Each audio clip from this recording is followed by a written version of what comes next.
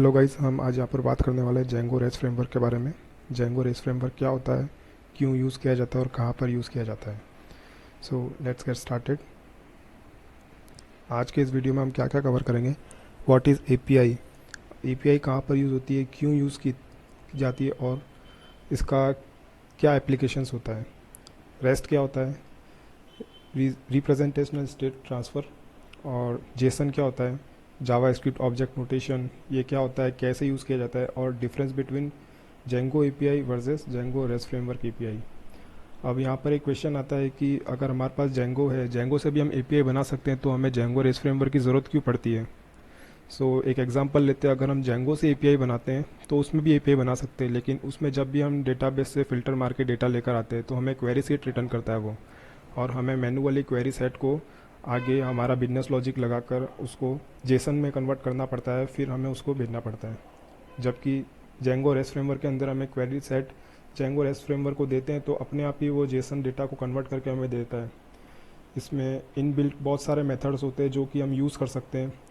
इसके token authentication inbuilt होते हैं, जबकि जेंगो ये सब फीचर ऑटोमेटिकली सपोर्ट नहीं करता, हमें ये सब कुछ फीचर्स मैनुअली रखने पड़ते हैं। और बहुत सारी फंक्शनैलिटी जेंगो रेस्ट फ्रेमवर्क हमें देता है, इसलिए हम जेंगो रेस्ट फ्रेमवर्क को यूज़ करते हैं।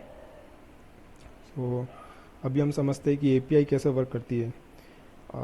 एक एग्जांपल लेते हैं कि हमको रेलवे की टिकट बुक करनी है। रेलवे की टिकट बुक करने के लिए बहुत सारी वेबसाइट होती है। आईआरसीटीसी से बुक कर सकते हैं हम, और माई ट्रेन से बुक कर सकते हैं, पेटीएम से बुक कर सकते हैं, अमेज़न से बुक कर सकते हैं। तो आईआरसीटीसी सबके लिए अलग अलग सर्वर नहीं बनाता है।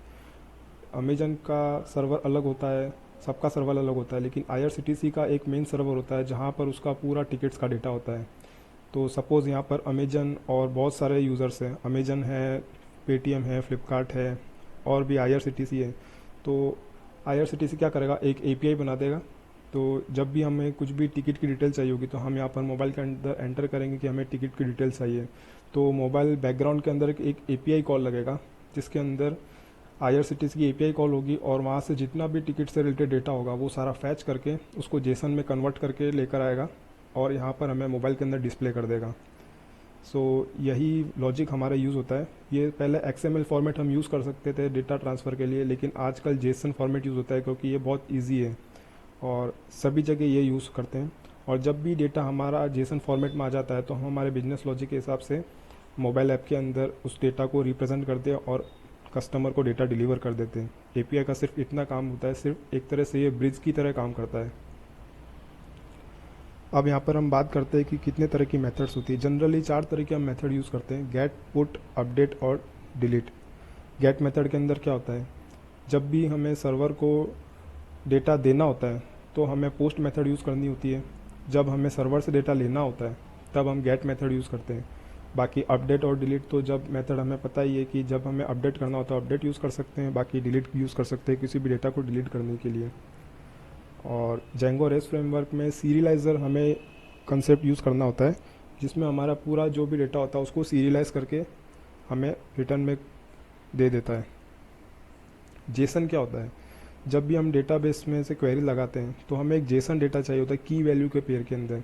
अगर हम पाइथन के बैकग्राउंड से आते हैं तो ये एक तरह से डिक्शनरी है, और अगर हम जावा स्क्रिप्ट के बैकग्राउंड से देखें तो ये एक तरह से ऑब्जेक्ट है। ऑब्जेक्ट के अंदर एक एरे है। एरे मीन्स एक लिस्ट, पाइथन में लिस्ट बोलते हैं और जावा स्क्रिप्ट में एरे बोलते हैं। जैसे भी जितने भी ऑर्डर्स का डेटा है, तो एक हमारा की हो गया ऑर्डर्स, उसके सामने उसकी वैल्यू हो गई। उसके अंदर मल्टीपल ऑर्डर का डेटा हो सकता है, order number, date, tracking information. तो ये जेसन होता है। हम एक्सएमएल भी यूज़ कर सकते हैं इसकी जगह पे, लेकिन एक्सएमएल यूज़ करना थोड़ा डिफ़िकल्ट होता है, इसलिए एकदम इजी मेथड हम आजकल यूज़ करते हैं, जेसन। आने वाले वीडियो के अंदर हम देखेंगे कि जेंगो रेस्ट फ्रेमवर्क को कैसे यूज़ किया जाता है, कैसे यूटिलाइज़ कर सकते हैं, और उसके लिए हम एक एपीआई बनाएंगे और उसको यूज़ करेंगे। Thank you so much guys for watching the video.